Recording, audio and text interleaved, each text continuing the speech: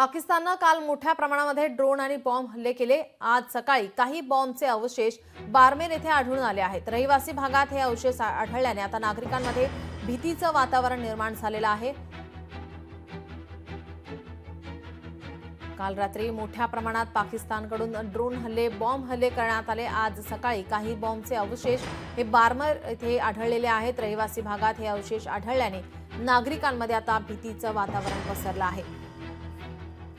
सुबह लगभग 5:15 बजे के समथिंग था। 5:15 से पहले था। ऊपर जोरदार ऐसे 10 से 12 ऐसे ऊपर जाते हुए दिखाई दिए, उतलाई साइड से उधर, ये घर से ऊपर ड्रोन टाइप है, जैसे वो मतलब चिंगारी की तरफ ही दिख रहे थे।